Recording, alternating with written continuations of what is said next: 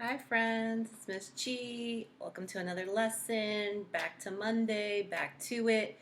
I'm going to actually give you your assignment today so that you have time to work on it because it's not due tomorrow, but if you could get it done today, that would be amazing. Don't worry about it. Don't worry too much about it. We're going to explain everything and you'll be okay, okay? So let's get into it right now.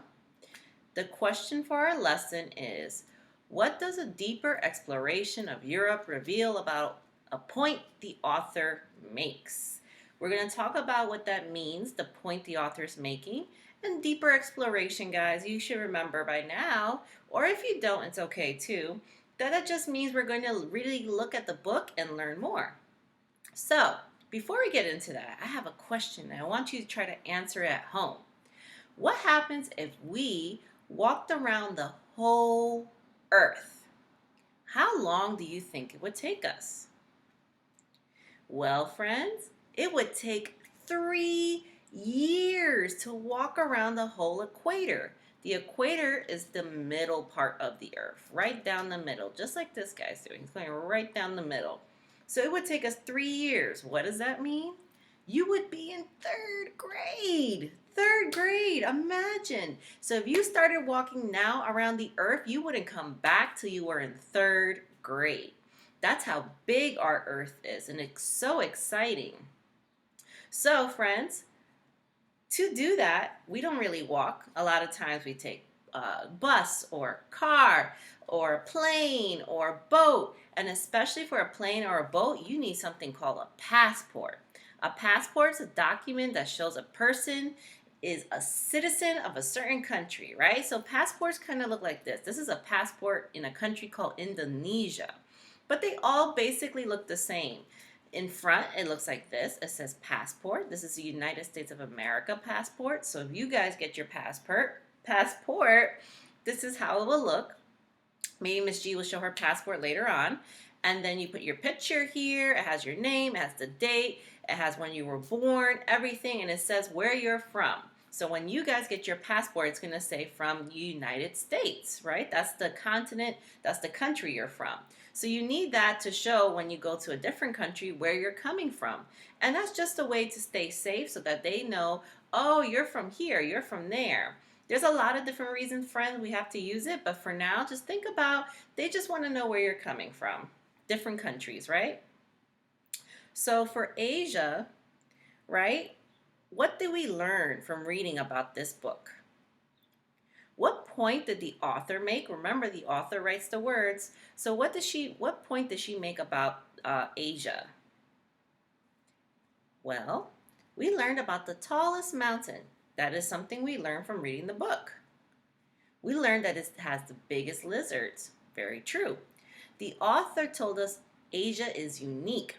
So that was her point. She said Asia is unique, right? And she said it's unique because it has the biggest lizards and tallest mountains. That was the point the author made, and she supported her point with reasons. So my friends, we left Asia for today, and we are back to Europe. So let's quickly watch a video and see all the fun things we learn about Europe.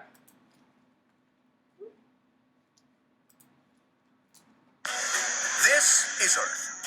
Maybe you've heard of it. I sure hope so, because you live on one of its 7 continents. If you love history, then buckle up for a trip to Europe, the birthplace of some of the most famous civilizations ever. Europe is the second smallest of the continents, but for its size and population, it takes 3rd place, right behind Asia and Africa. Europeans live in some incredible places. From the largest island in the world, Greenland, to the smallest nation in the world, Vatican City. About 10% of the world's population live in Europe. From the subtropical beaches of Monaco to the polar tundras of Norway.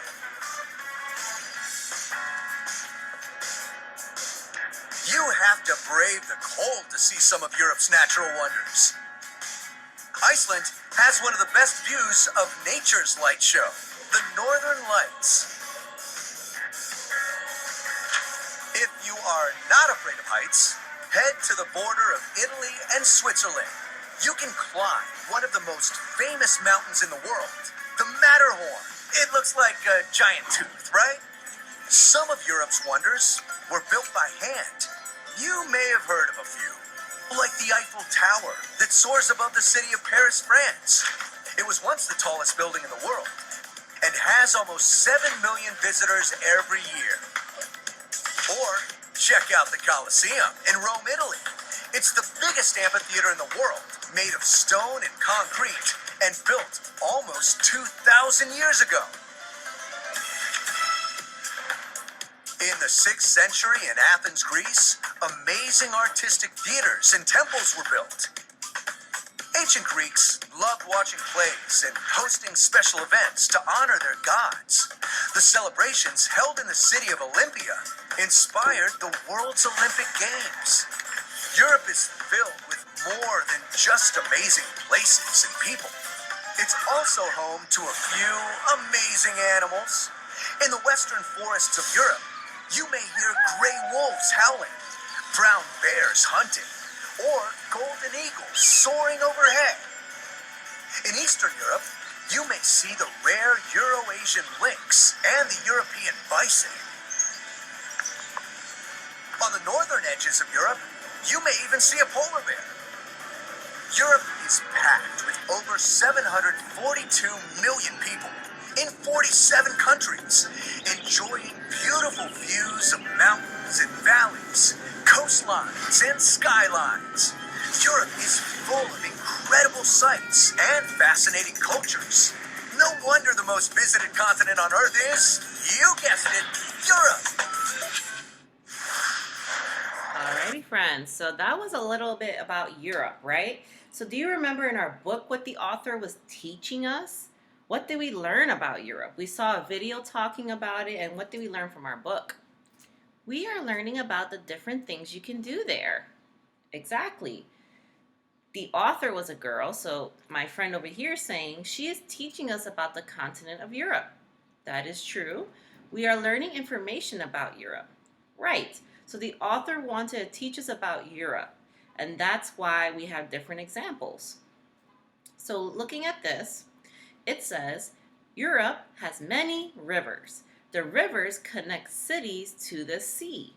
Visitors travel on the rivers to see Europe's interesting places. Now this word is going to come up a lot, friends. What does interesting mean? Have we heard it before? It's in our focusing question. Right, in that very first question we asked what was interesting about Europe and Asia. Interesting means we like it and want to learn about it. It means things that we want to learn about. Same sort of answer, friends. We are learning about Europe because it has interesting places. So why do authors support a point? The author's point in Europe is that it's interesting, right? So why would she say that and not just say it and that's it? One-page book. How does supporting their point help readers? So if the author said Europe is so interesting, guys, and left it at that, would that help you understand why it's interesting? A point needs reason, so we know why they think that. Right. If the author said Europe is so interesting, guys, and never told you why, how would you learn? They tell readers why. They give us evidence. We've mentioned that before, that long, nice word, evidence. You need to support your point with evidence. Just because you tell me it's interesting doesn't mean I believe you. But if you tell me, oh my God, it's so interesting, you should see the stuff that's there, the buildings, all the different things, then I'm like, oh, that's why you think it's interesting. So looking at that page again, this building looks really big to me, right? I see a car in the picture. It's like, I think it's maybe one of these things. I see that boat. So this shows me, since this boat is so little, that this building must be huge, and it has all these spiky things. And I wonder if inside it's just as cool and different looking like it is outside. It says here, a boat on the Danube River in Budapest, Hungary. So I think This building in Budapest is a really interesting place. So the author's point is that Europe is interesting, and now we're collecting evidence for it. How she thinks that. There's beautiful buildings in Europe. That's what makes it an interesting place. Now I want you, friends, to think of what she thought this would help with, right? She thought Europe's an interesting place. What in this page makes you think that? They visit Europe's museums to see art. There are famous paintings in the museums. School children at the museum in France. So, museums in France. That's an interesting place in Europe. They come to see castles that were built long ago. That's another interesting place in Europe. It has old castles. Places to see. There are many things to see in Europe. People visit the beautiful parks and buildings in the cities. So this is another point, friends. She's telling you that it's interesting, and she keeps telling you throughout the book how it's interesting. How is it interesting? Because it has beautiful parks. That's what makes it interesting. So now that we know what makes Asia unique and Europe interesting, we are going to do our focusing question task today. So our focusing question task is, which continent do you think has the most interesting things to do? It could be Asia. I know we use the word interesting a lot for Europe, but it could be Asia too. So which one you think has the most interesting things to do? Which one would you like to visit the most, right? So when I ask you this word, interesting, and when I ask you this question, does this question have one right answer? Or could there be different answers? And then I want you to explain why you say that. So, at home, think about it. Is there only one right answer to this? Maybe people have different opinions. Right. There could be different answers. People could have different ideas. Exactly, friends. So I don't expect you to come up with the same thing. Everyone's ideas are different. The way they feel are different. The way they think things are cool are different. So I don't expect you guys to have the same thing or the same answer. Not at all. So this is the time, friends, where you're going to pick what you think is the most interesting, okay? Either in Asia or in Europe.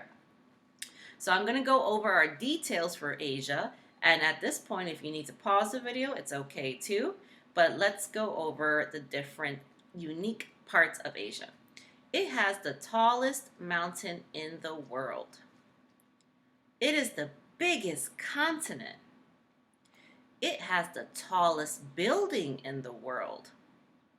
It has the biggest lizard in the world. Okay, so if you find Asia the most interesting, I want you to pick one of these reasons why you find it the most interesting. Now, if you think Europe has the most interesting places, these are the different answers you can give. Europe has beautiful buildings. Europe has museums in France. Europe has beautiful parks.